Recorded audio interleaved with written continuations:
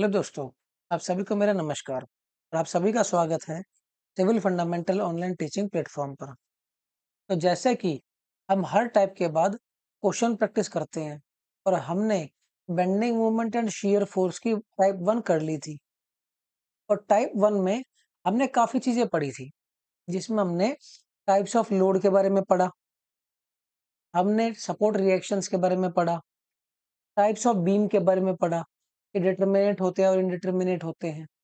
Basic definition of shear force देखी और basic definition of bending moment के बारे में पढ़ा। इसके साथ साथ हमने लोड के बेसिस पर शियर फोर्स और बेंडिंग मोमेंट कैसे चेंज होते हैं उसकी एक टेबल पढ़ी थी और फाइनली हमने 7 अलग अलग टाइप के केसेस पढ़े थे जिसमें हमने सिर्फ रिएक्शंस निकालनी ही सीखी थी। तो इतने पार्ट से अगर वो आपने वीडियो सुन ली है तो उतने पार्ट पर बेस्ड ऑब्जेक्टिव क्वेश्चन कितने तरीके से एग्जाम में आए हुए हैं, आज हमें सभी वो डिस्कस करने हैं। अब तक ना मुझे शियर फोर्स डायग्राम के बारे में पता और ना ही मुझे बेंडिंग मोमेंट डायग्राम के बारे में पता। क्लियर है पार्ट ये वाला? तो उससे पहले वाला पार्ट मतलब रिएक्शंस निकालनी, ये सब चीजें देखना, लोड रिएक्शंस, या हमें बीम को देख करके प्रेडिक्ट करना कि विदाउट बेंडिंग मोमेंट डायग्राम सीखे हुए मैं कैसे डायग्राम ऑब्जर्व कर सकता हूँ और ऑप्शन मार्क कर सकता हूँ। क्लियर है पार्ट ये वाला? चलिए तो स्टार्ट करते हैं अपने फर्स्ट क्वेश्चन से। तो हमारा सबसे पहला क्वेश्चन कह रहा है match of the following, list one को लिस्ट टू से मैच करना है। लिस्ट वन में है type and position of load on A cantilever, एक कैंटिलीवर बीम पर पोजीशन ऑफ लोड की बात हो रही है। और दूसरा है shape of bending moment diagram of A cantilever beam. तो कैंटिलीवर बीम इस तरह का बनेगा, ठीक है। तो सबसे पहला पॉइंट देखते हैं। पहले केस में कह रहा है carrying linearly varying load from zero intensity at free end to maximum intensity at fixed end, मतलब कुछ ऐसा इस टाइप का लोड लग रहा है। दूसरे केस में कह रहा है subjected to uniformly distributed load, मतलब इस टाइप का लोड लग रहा है यूडीएल। थर्ड केस में कह रहा है carries a concentrated load at its free end, free end पे कंसंट्रेटेड लोड लग रहा है, ठीक है। Final is free end is subjected to bending movement, बिल्कुल भैया ऐसा कोई केस है। अब इसके बारे में अब तक मैंने नहीं पढ़ा तो मैं इसे मार्क भी नहीं करूंगा। यूवीएल के केस में पढ़ रखा है, ये 1 डिग्री होता है, शियर फोर्स डायग्राम पैराबोला बनता है और बेंडिंग मोमेंट डायग्राम बनेगा क्यूबिक पैराबोला। ये तो टेबल है, डायरेक्टली याद रहनी चाहिए, ठीक है। यूडीएल के केस में 0 डिग्री होता है, शियर फोर्स 1 डिग्री हायर बनेगा, मतलब 1 डिग्री, और बेंडिंग मोमेंट डायग्राम 1 डिग्री और हायर बनेगा, मतलब 2 डिग्री, इसका मतलब पैराबोला, ठीक है। और पॉइंट लोड के केस से बनता है ट्रायंगल।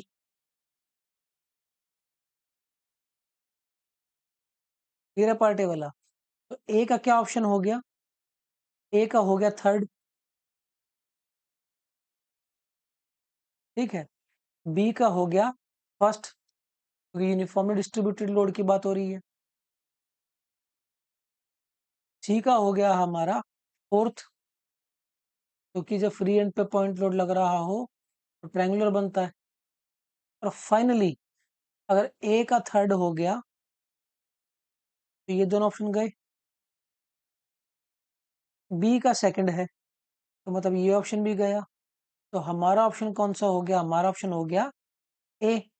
तो यहां से ये देख लेते हैं कि,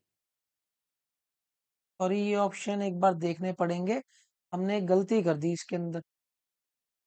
और वो गलती क्या कर दी कि एक ऑप्शन थर्ड होगा तो सेकंड और फोर्थ तो गलत होंगे। बी का ऑप्शन फर्स्ट आया है हमारा, तो हमारा ए ऑप्शन गलत होगा और हमारा सी ऑप्शन सही हो जाएगा। और जब सी ऑप्शन सही होगा तो यहां से मुझे एक चीज पता चलेगी कि जो डी पॉइंट है हमारा, वो उसका बेंडिंग मोमेंट डायग्राम कैसा बनता है कपल केस के अंदर, रेक्टेंगुलर। ये हमें ऑप्शन से पता चल गया। तो कई बार एक दो ऑप्शन ना भी पता हो तो भी कोई दिक्कत नहीं होती। इसका बनता है रेक्टेंगल। इस पॉइंट को ध्यान रखना। ऑल्दो हम इस पर जब क्वेश्चन प्रैक्टिस करेंगे तो ये ऑटोमेटिकली समझ में आ जाएगा। समझ गए? चलिए अगले क्वेश्चन पर बढ़ते हैं। अगला क्वेश्चन कह रहा है if shear force diagram of a simply supported beam is parabolic, मतलब 2 डिग्री है, then loading diagram on the beam is 1 degree रहेगा, मतलब ट्रायंगुलर लोड लगेगा। लोडिंग इज ट्रायंगुलर, क्योंकि 2 डिग्री जो होता है वो पैराबोला होता है। और ये उसने shear force डायग्राम बोल दिया। बेंडिंग मोमेंट डायग्राम कितना हो जाता है? 3 डिग्री, क्यूबिक पैराबोला। तो मतलब लोड ट्रायंगुलर लग रहा है, इसका मतलब मैं ये बोलूं कि लोड यूनिफॉर्मली वेरिंग लोड लग रहा है। ठीक है, तो डिस्ट्रीब्यूटेड लोड तो है नहीं, कंसंट्रेटेड लोड भी नहीं है, कपल की बात भी नहीं हो रही। तो लोड यहां पर लग रहा है लीनियरली वेरिंग लोड। समझ गए इस पार्ट को? चलिए अगले क्वेश्चन पर बढ़ते हैं। अब इस क्वेश्चन को बहुत ध्यान से देखना। मुझे बताना है कि इसमें से ये shear फोर्स डायग्राम बना रखा है, लोडिंग डायग्राम कौन सा सही है और कौन सा गलत है। पर सर shear फोर्स डायग्राम तो अभी तक हमने पढ़े ही नहीं। तो भैया मैक्सिमम क्वेश्चंस के अंदर जो डायग्रामेटिकल फॉर्म में होंगे, आपको सिर्फ एलिमिनेशन प्रोसेस यूज करना पड़ेगा, कभी भी आपको सॉल्व करने की जरूरत नहीं पड़ेगी। समझ गए इस चीज को? अब वो कैसे होगा वो ध्यान से समझते हैं। डी पॉइंट पर चेक करो। डी पॉइंट पे shear फोर्स जो है वो +14 से -4 पर आ गया। तो ये वैल्यू कितनी डाउन आई होगी? 18 किलो न्यूटन या 18 टन। 14 ऊपर और 4 नीचे। तो इसका मतलब ऑप्शन देखते हैं। ऑप्शन में तीसरा और चौथा ऑप्शन खत्म, क्योंकि डी पॉइंट पर क्या हो रहा है, यहाँ पे 14 किलो न्यूटन लोड लग रहा है। ठीक है, यहाँ पे 10 लग रहा है, ये भी गलत। यहाँ पर 14 लग रहा है, ये भी गलत।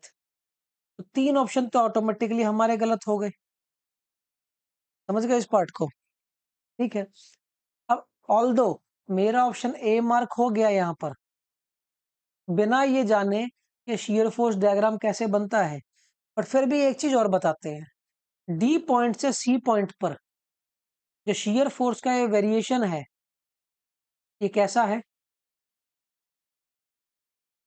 लीनियर। ठीक है, इसका मतलब shear फोर्स डायग्राम अगर 1 डिग्री है तो लोडिंग डायग्राम 0 डिग्री हो जाएगा, मतलब यूडीएल लोड लगेगा। तो डी पॉइंट से सी पॉइंट तक यूनिफॉर्मली डिस्ट्रीब्यूटेड लोड रहेगा। ये पॉइंट समझ में आ गया? ठीक है, इस चीज को ध्यान रखना। अब मुझे shear फोर्स डायग्राम के बारे में कुछ भी नहीं पता था, मैंने सिर्फ एलिमिनेशन प्रोसेस का यूज करके ऑप्शंस को एलिमिनेट कर लिया। समझ गए इस पार्ट को? चलिए अगले क्वेश्चन पर बढ़ते हैं। नेक्स्ट क्वेश्चन भी कुछ ऐसा ही होगा। अब एग्जामिनर ने क्या करा, shear फोर्स और बेंडिंग मोमेंट डायग्राम बना दिया। चलिए बना दिया भाई। ठीक है, अब सबसे पहले हम चेक करते हैं, ये बताओ ये लोड किस तरह का लग रहा है? ये लोड लग रहा है यूडीएल। ये होता है 0 डिग्री। मतलब एसएफडी मेरा क्या बनना चाहिए? 1 डिग्री, या इसे बोलूं ट्रायंगल। और बीएमडी कैसा बनना चाहिए? 1 डिग्री हायर। 2 डिग्री बोलूं या पैराबोला। समझ गई? अब इसके अंदर शियर फोर्स डायग्राम ट्रायंगुलर बनना चाहिए था, तो पहला ऑप्शन तो वैसे ही गलत हो गया हमारा। ठीक है, दूसरा ऑप्शन सही हो भी सकता है, चेक कर लेंगे। इसके बारे में अभी तक नहीं पता, क्योंकि शियर फोर्स डायग्राम ट्रायंगुलर बन रहा है और बेंडिंग मोमेंट पैराबोला। तीसरा ऑप्शन देखते हैं। शियर फोर्स डायग्राम तो ट्रायंगुलर बन रहा है और बेंडिंग मोमेंट भी ट्रायंगुलर बन रहा है, यही पॉसिबल नहीं है। और चौथा option, shear force diagram rectangular बन रहा है, बिल्कुल गलत। तो इसका मतलब हमारा कौन सा ऑप्शन सही हो जाएगा? हमारा ऑप्शन सही हो जाएगा बी, जबकि मैंने कोई भी कैलकुलेशन नहीं करी। अब आप सब क्या करोगे? जब shear force bending moment diagram बनाना सीख जाओगे ना, तो आप इसमें रिएक्शन निकाल लोगे, शियर फोर्स डायग्राम बनाओगे, बेंडिंग मोमेंट डायग्राम बनाओगे। मैंने सिर्फ बेसिक फंडामेंटल्स का यूज करा, जब तक मुझे शियर फोर्स और बेंडिंग मोमेंट डायग्राम बनाना नहीं आता था। समझ गए? चलिए अगले क्वेश्चन पर बढ़ते हैं। तो कभी कभी एलिमिनेशन प्रोसेस यूज कर लिया जाता है, ऐसा नहीं है हर क्वेश्चन में करा जाएगा, काफी क्वेश्चन में सॉल्व भी करनी पड़ेंगी चीजें। बट मेजोरिटी ऑफ क्वेश्चंस में अगर डायग्रामेटिकल फॉर्म में चीजें दे रखी हैं, तो एलिमिनेट कर लो उन्हें बस। चलिए, अब अगला क्वेश्चन क्या कहता है, वो ध्यान से समझो। What is the bending movement at A? मतलब ए पॉइंट पर बेंडिंग मूवमेंट पूछ लिया और अ कॉलम या bent column as shown in figure. ये कोई कॉलम दे रखा है ए बी सी डी ई, और इसमें ए पॉइंट पर बेंडिंग मूवमेंट पूछ रखा है। सर बेंडिंग मूवमेंट निकालना तो अभी तक सिखाया नहीं आपने। बिल्कुल नहीं सिखाया भाई। तो इसमें कौन सा निकालने की जरूरत है? मुझे एक चीज समझाओ कि अगर इस पर्टिकुलर बार में हॉरिजॉन्टल लोड लगा दूं, मतलब इसकी एक्सिस के अलोंग अगर लोड मैं लगा दूं, कि तो क्या इसमें कोई बेंडिंग मूवमेंट होगी क्या? नहीं, कोई भी बेंडिंग मूवमेंट नहीं होने वाली। तो ये जो 10 किलो लोड लग रहा है, इसका लाइन ऑफ एक्शन देखना एक बार कौन सा है। क्या इसका लाइन ऑफ एक्शन एक्सिस से ही पास कर रहा है क्या? एक्सिस से ही पास कर रहा है सर, तो इसके अंदर बेंडिंग मोमेंट नहीं आएगा।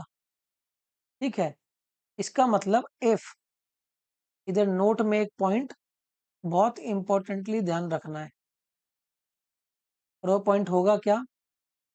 If load is passes through, कहां से पास करेगा?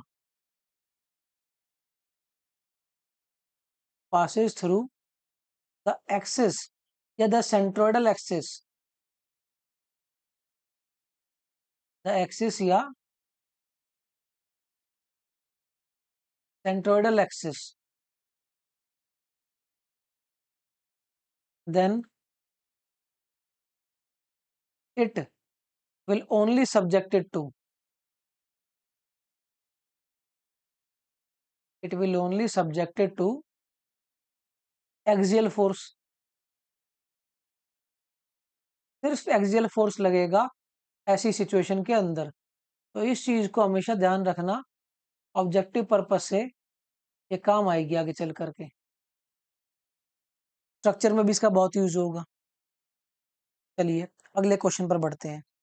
नेक्स्ट क्वेश्चन है, a rigid bar shown in figure hinge at A, A पर उसे हिंज कर दिया, is supported by a rod B, ये कोई रॉड बी है, and carries a W load at C. बिल्कुल ठीक बात है। तो मुझे बताना है the resistive force in the rod. ये लोड जो है इस बीम को नीचे की तरफ खींचने की कोशिश करेगा, ये बात तो क्लियर है। बट यहां पर कोई ना कोई रिएक्शन डेवलप होगी, जिससे मैं बोलता हूं आरबी। अब मुझे ये आरबी चाहिए, रिएक्शन निकालनी तो मैंने सीख रखी है। मैं summation of moment about A is equal to zero कर सकता हूं। ए के अबाउट में मोमेंट को जीरो कर रहा हूं, तो क्या आ जाएगा W into L clockwise minus R B into L by two, मतलब एंटी क्लॉकवाइज बी के अबाउट चेक करना है, इक्वल्स टू जीरो। तो यहां पर आर बी की वैल्यू कितनी आ गई, दैट इज टू डब्ल्यू।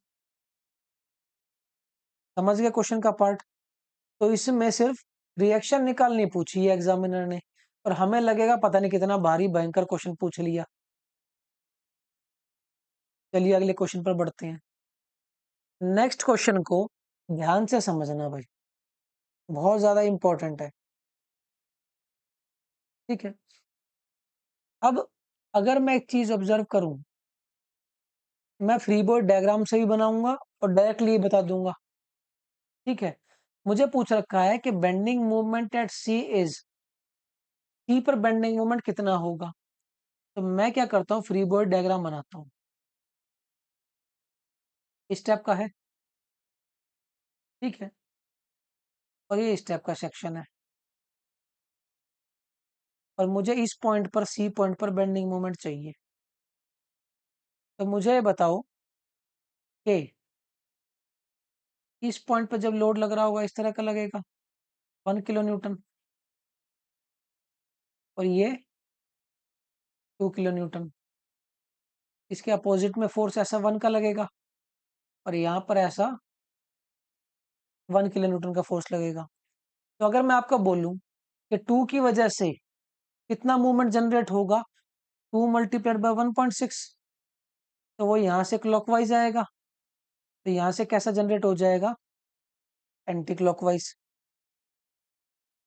यहाँ पे एंटी क्लॉकवाइज तो यहाँ पर क्लॉकवाइज, और फाइनली यहाँ पर एंटी क्लॉकवाइज। समझ गए। अब यह मूवमेंट की वैल्यू होगी कितनी, 2 इंटू 1.6, ये वैल्यू होगी 3.2, ये भी 3.2, ये भी 3.2, और ये भी 3.2 मूवमेंट।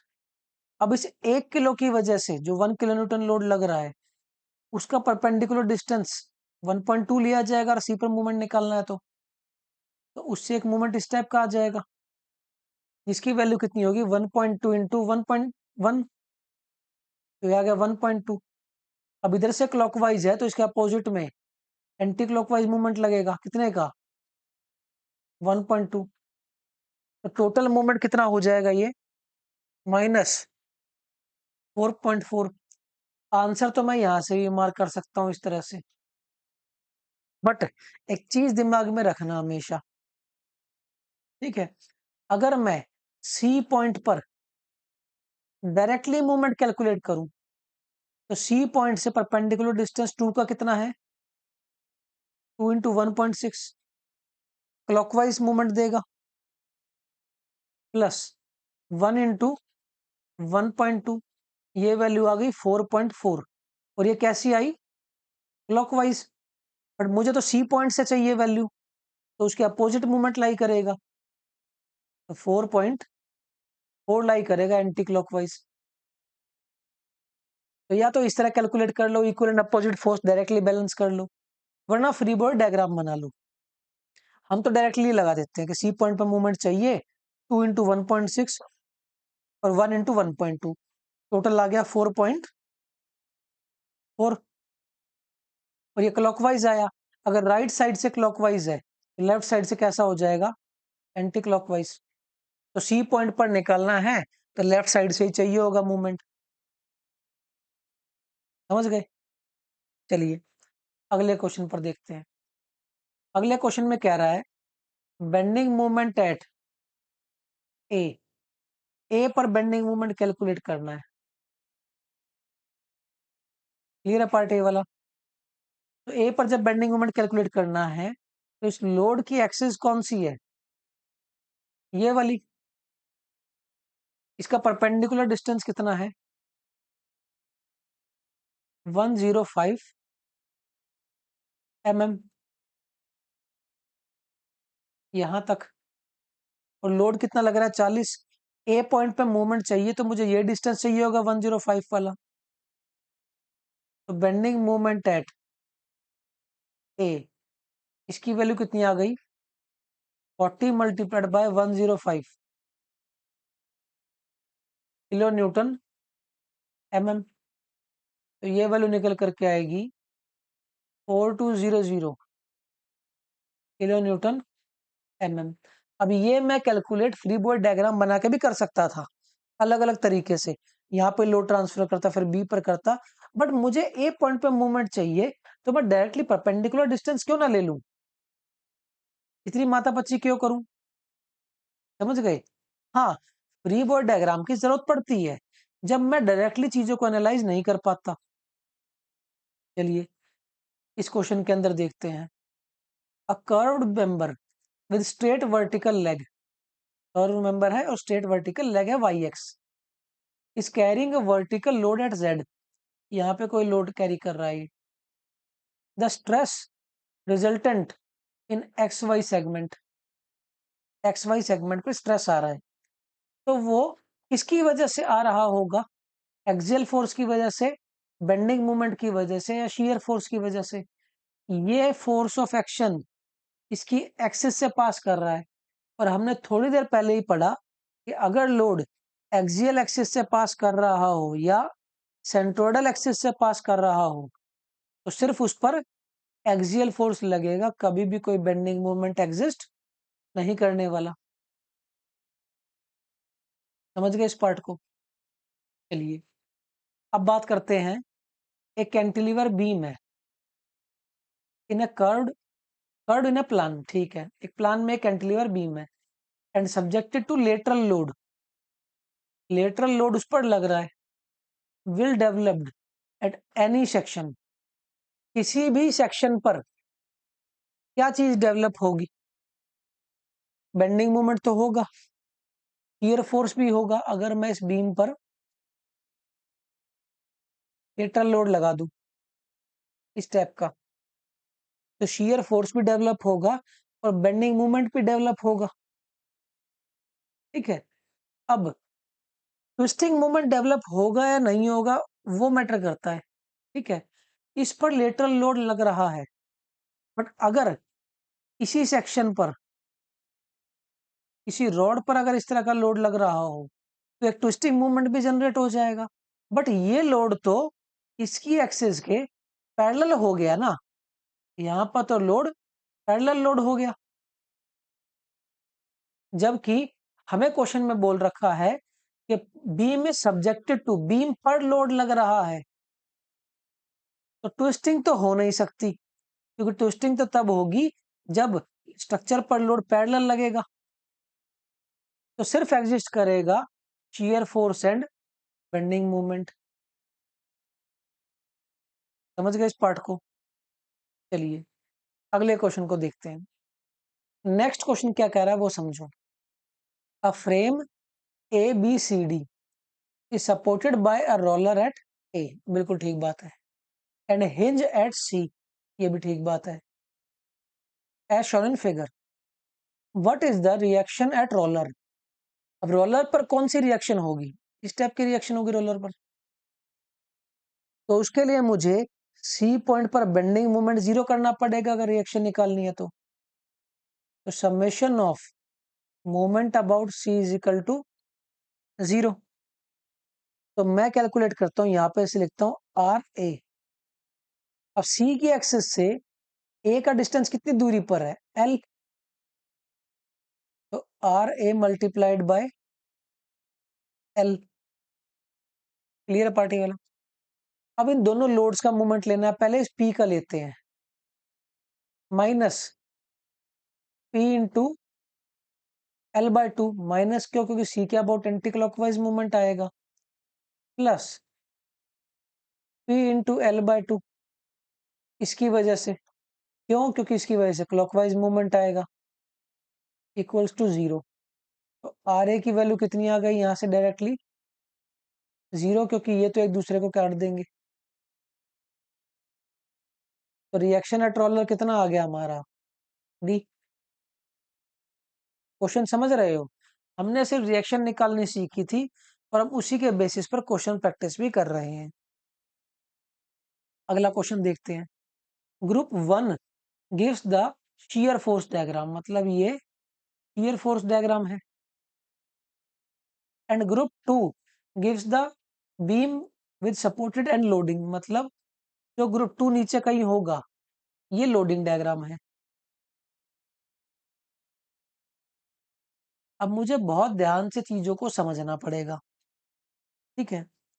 अब पहले केस में क्या समझाना चाह रहा है सेक्शन, पहले केस में बताना चाह रहा है कि पूरे सेक्शन पर यूडीएल लग रहा है, कहां पर सपोर्ट है उससे कोई फर्क नहीं पड़ता, पूरे सेक्शन पर यूडीएल लग रहा है। दूसरे पार्ट में क्या कह रहा है कि सिर्फ एंड सपोर्ट पर यूडीएल लग रहा है, क्योंकि शियर फोर्स डायग्राम ट्रायंगुलर बन रहा है, उससे मैंने पता करा।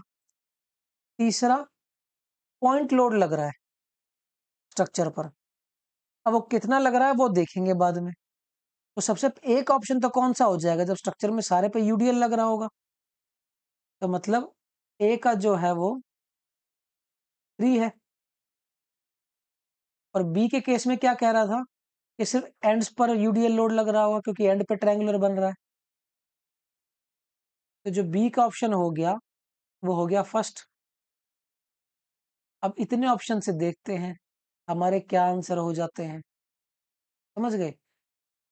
चलिए, ए का थर्ड और बी का फर्स्ट, मतलब ये भी गलत, ये भी गलत और ये भी गलत, तो कौन सा ऑप्शन सही हो गया, हमारा ए ऑप्शन सही हो गया। बाकी भी देख लेते हैं। अब ध्यान से समझो, चौथे क्वेश्चन के अंदर सिर्फ 2 पॉइंट लोड लग रहे हैं, मतलब 2 ही बार फोर्स नीचे आएगी, 2 ही बार फोर्स नीचे आ रही है, बीच में कुछ भी नहीं है, ठीक है। कोई भी चेंज नहीं हो रहा शियर फोर्स में, क्योंकि कोई लोड ही नहीं लग रहा होगा, ठीक है। शियर फोर्स में चेंज तो तब होगा ना जब लोड लग रहा होगा, कोई लोड ही नहीं लग रहा है इसके अंदर, तो मतलब फोर्थ का ऑप्शन हो जाएगा हमारा एस। ये था हमारा पी, दैट इज पी का थर्ड, क्यू का फर्स्ट, एस का फोर्थ, तो आर का कितना हो जाएगा 3, ठीक है। तो एलिमिनेशन कैसे करा समझे, कि मुझे शियर फोर्स और बेंडिंग मोमेंट डायग्राम बनाने भी नहीं आते थे, तब भी मैं एलिमिनेट कर गया, किस बेसिस पर, सिर्फ इस बेसिस पर कि जब ट्रायंगुलर बनता है तो यूडीएल लगता है सेक्शन के अंदर। चलिए, अगला क्वेश्चन सिंपल सा, शायद जेई में आया था कभी। How many supports does a simply supported beam comprise of, तो कितने सपोर्ट होते हैं सिंपली सपोर्टेड बीम पर, 2 सपोर्ट होते हैं, तो बी ऑप्शन हो गया। अगला क्वेश्चन देखो, for a beam the variation of shear force under uniformly distributed load, अब कितनी बार पढ़ेंगे ये, लीनियर वेरिएशन होता है शियर फोर्स डायग्राम का अगर यूडीएल लोड लग रहा हो तो। अगला क्वेश्चन देखते हैं, कैंटिलीवर बीम इज, एक कैंटिलीवर बीम क्या होता है, beam continuous supported at regular interval, गलत। Beam with support at both ends, गलत। Beam supported at both ends, बिल्कुल गलत। कैंटिलीवर बीम तो होता है एक एंड फिक्स और दूसरा and unsupported, fixed at one and and unsupported eight other and, समझ गए इस पार्ट को। चलिए अगले क्वेश्चन बढ़ते हैं। अगला क्वेश्चन क्या कह रहा है, algebraic sum of vertical forces at any section of the beam to the right और लेफ्ट ऑफ द सेक्शन, क्या ये तो shear force की डेफिनेशन हो गई क्या? बिल्कुल सर। अगर यहीं पर बेंडिंग मोमेंट आ जाता तो algebraic summation of vertical forces, ये तो shear force हो गया। अगर यहीं पर बेंडिंग मोमेंट आता तो कि force into perpendicular distance either from left और from right of the section, तो बेंडिंग मोमेंट आया था उसका ऑप्शन, समझ गए? चलिए अगला क्वेश्चन देखते हैं। If the shear force diagram of a simply supported beam is parabolic, shear force diagram parabolic है मतलब लोडिंग कुछ ऐसी रही होगी, इसका एस एफ डी 2 डिग्री मतलब पैराबोला बनता है, और बीएमडी जो बनता है वो 3 डिग्री बनता है, और ये लोड कैसा है, यूवीएल, तो डिस्ट्रीब्यूटेड लोड तो है नहीं, कंसंट्रेटेड लोड भी नहीं है, कपल भी नहीं लग रहा, बस लीनियरली वेरिंग लोड है ये तो। क्लियर है? अगले क्वेश्चन पर बढ़ते हैं। In which of the following types of beam the end portion extends more from the support, मतलब ये थे सपोर्ट, अब जो एंड पोर्शन है ये थोड़ा एक्सटेंड कर गया, तो ये कैसा बीम हो गया, ओवरहैंगिंग बीम, समझ गए? तो ये हो गया बी। क्लियर है पार्टी वाला? चलिए अगले क्वेश्चन पर बढ़ते हैं। अ loaded beam P Q R S is shown in figure, बिल्कुल ठीक बात है। ऐसा बीम दे रखा पी क्यू आर एस, एक जगह 12 किलो लोड लग रहा है और एक जगह W. The magnitude of the reaction R will be zero, मतलब यहां पर जो रिएक्शन है R will be zero. What is the value of W, W की वैल्यू निकालनी है। अब एक चीज ध्यान से समझो, जब भी मैं रिएक्शंस का यूज करता हूं तो ऐसी सिचुएशन में मैं ये देखता हूं जहां जब मुझे कम से कम चीजें निकालनी हो। फॉर एग्जांपल मैं आर के अबाउट अगर मूवमेंट को जीरो करूं तो एक हो जाएगा आर क्यू वेरिएबल और एक हो जाएगा डब्ल्यू, और मुझे दोनों में से किसी का भी नहीं पता। बट अगर मैं इसी सिचुएशन में summation of moment about Q is equal to zero कर दूं तो आर क्यू का खुद का इम्पैक्ट तो जीरो हो ही जाएगा, बाकी तीन चीजों का मुझे निकालना होगा। तो क्यू के अबाउट अगर मूवमेंट जीरो करूं तो -12 × 2 anti clockwise plus W × 8, W load है और Q से टोटल डिस्टेंस इसका 8 मीटर है क्लॉकवाइज, माइनस R × 6, अब इसकी वजह से कपल एंटी क्लॉकवाइज आएगा Q पर, इक्वल्स टू जीरो। अब R की वैल्यू तो मुझे पहले जीरो दे रखी है, तो ये आ जाएगा -24 is equal to -8W। W की वैल्यू वहां से कितनी आ जाएगी, 8×3 = 24, 3 किलो न्यूटन। समझ गए पॉइंट को? क्वेश्चन क्लियर हो गया और इसका कंसेप्ट भी समझ में आ गया होगा। मैंने आर के अबाउट मूवमेंट जीरो क्यों नहीं किया, क्योंकि ना तो मुझे आर क्यू पता और ना मुझे डब्ल्यू पता। चलिए अगले क्वेश्चन पर बढ़ते हैं। अगला क्वेश्चन क्या कह रहा है वो समझो। What is the support reaction at fixed end of a cantilever beam, cantilever beam के फिक्स्ड एंड पर सपोर्ट रिएक्शन कितनी हो जाएगी? ठीक है, हो सकता है अब इसने मूवमेंट भी पूछा हो शायद, हाँ फोर्स और मूवमेंट पूछा है इसने, तो इसने बोला है बेसिकली यहाँ पर कितनी रिएक्शन हो रही होगी। ठीक है, टोटल लोड कितना लग रहा है, 120। अब यही लोड तो टोटल डिस्ट्रीब्यूट होगा ना, तो अगर मैं आर ए वैल्यू लिखूं तो ये कितना होगा, 120 किलो न्यूटन। समझ गए इस पार्ट को? That is 120 kilo Newton. चलिए एक वैल्यू तो पता चल गई। अब वैसे अगर मुझे यूनिफॉर्मली डिस्ट्रीब्यूटेड फॉर्म में लोड निकालना हो तो पर मीटर पर, देखो ट्रायंगल का अगर ये लोड W है ना और ये लेंथ L है, तो मैं लिखता हूं हमेशा, ध्यान से समझो यहां पर, मैं लिखता हूं हाफ बेस इनटू हाइट। ये होता है टोटल लोड किसी भी ट्रायंगुलर का। यूडीएल में हम क्या करते हैं, W इंटू एल कर देते हैं क्योंकि वो रेक्टेंगुलर होता है।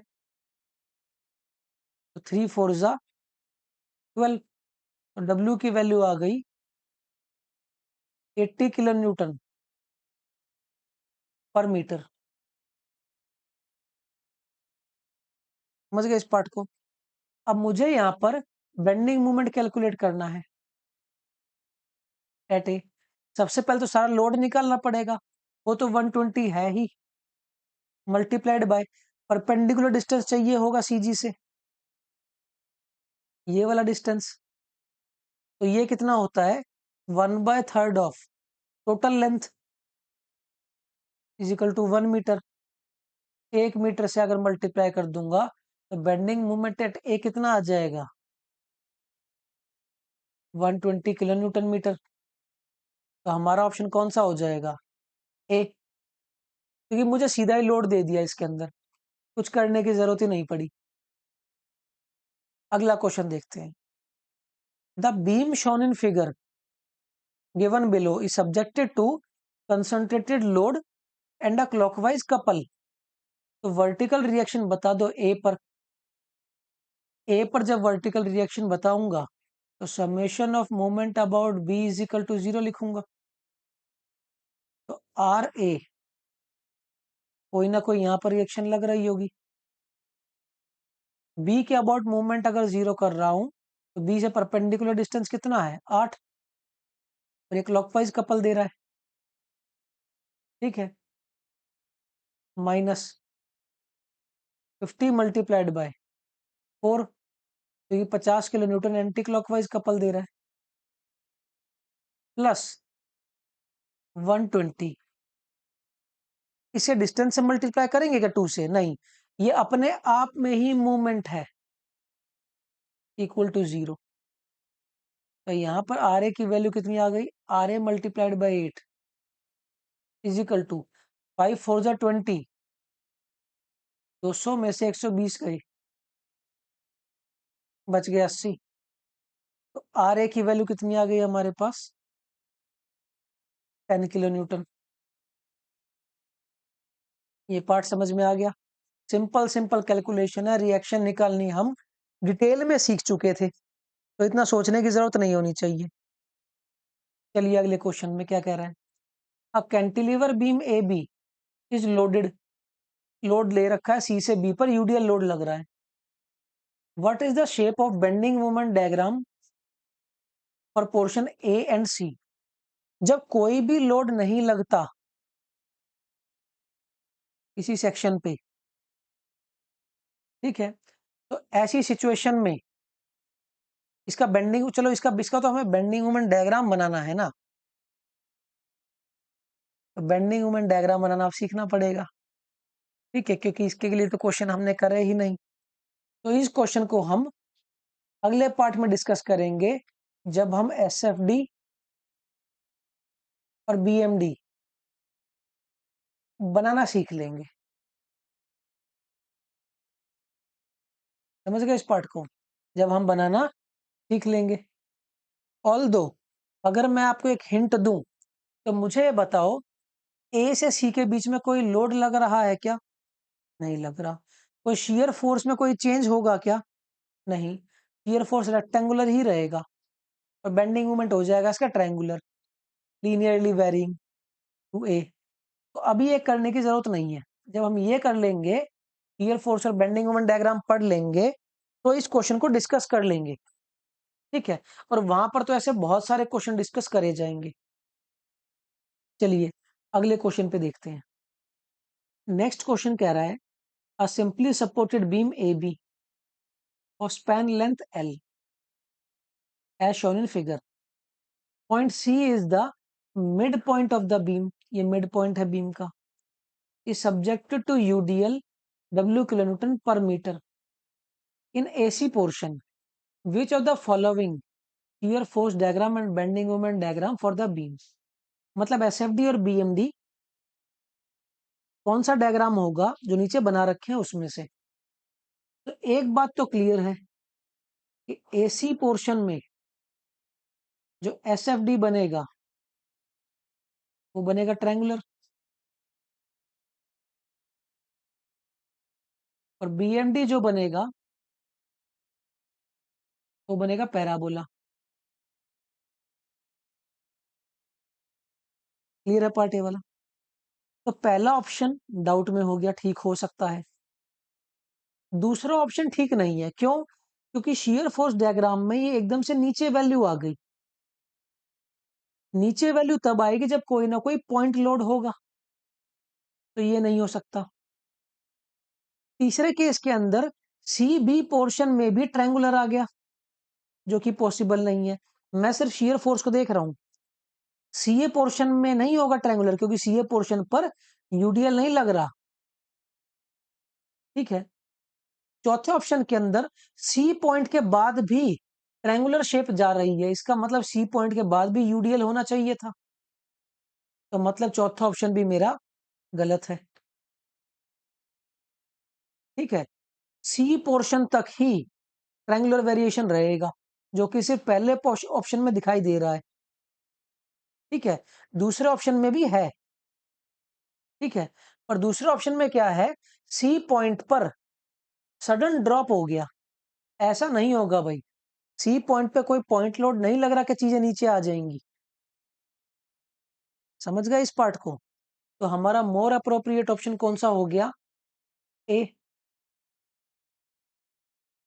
क्लियर है? चलिए अगले क्वेश्चन पर बढ़ते हैं। नेक्स्ट क्वेश्चन क्या कह रहा है वो ध्यान से समझो। What is the magnitude of horizontal and vertical support reaction respectively at A.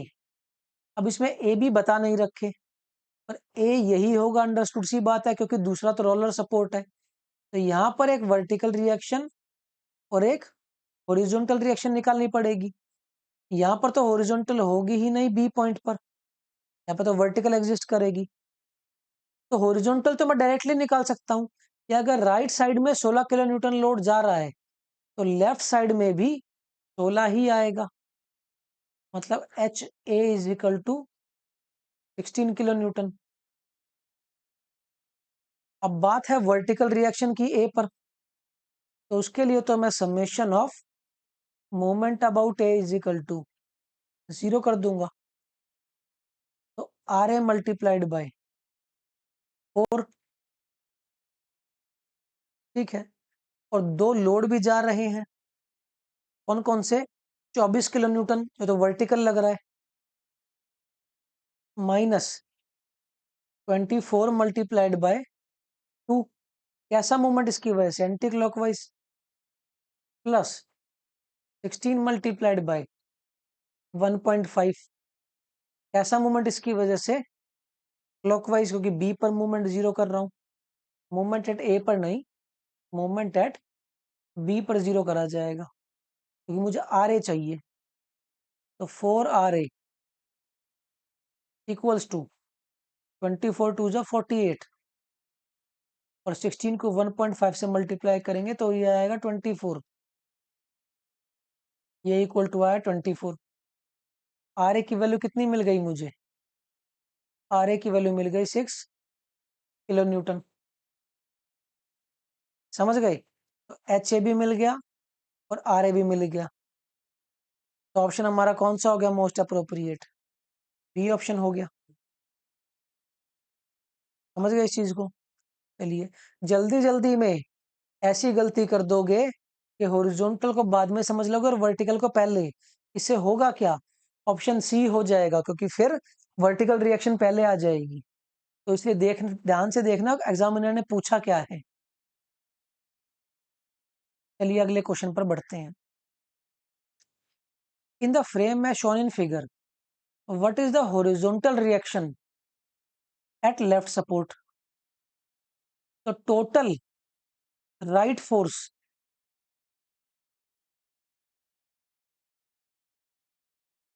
Is equal to, या नेट हॉरिजॉन्टल फोर्स 0 होना चाहिए क्या? तो मैं मान के चलता हूं ये फोर्स कुछ इसी डायरेक्शन पे लग रहा होगा, एच ए। तो मैं बोलता हूं HA+3, इसे ध्यान से समझना, माइनस 10 = 0, नेट हॉरिजॉन्टल फोर्स = 0। मैंने लेफ्ट साइड को पॉजिटिव मान लिया, लेफ्ट साइड इज पॉजिटिव, तो ये लेफ्ट वाले सारे पॉजिटिव और राइट वाले नेगेटिव। तो यहां से HA की वैल्यू कितनी आ गई? That is 7 kN। सिंपल सा क्वेश्चन था, साथ हमारा ऑप्शन हो जाएगा। ठीक है, आज के आखिरी क्वेश्चन पर चलते हैं। अब ये ऑप्शन क्वेश्चन क्या कह रहा है वो ध्यान से समझो। What is the reaction eight support D? D point पर मुझे रिएक्शन बतानी है of a rigid jointed structure shown above. D point पर रिएक्शन चाहिए, तो वर्टिकल रिएक्शन ही चाहिए होगी, ये तो अंडरस्टूड सी चीज है।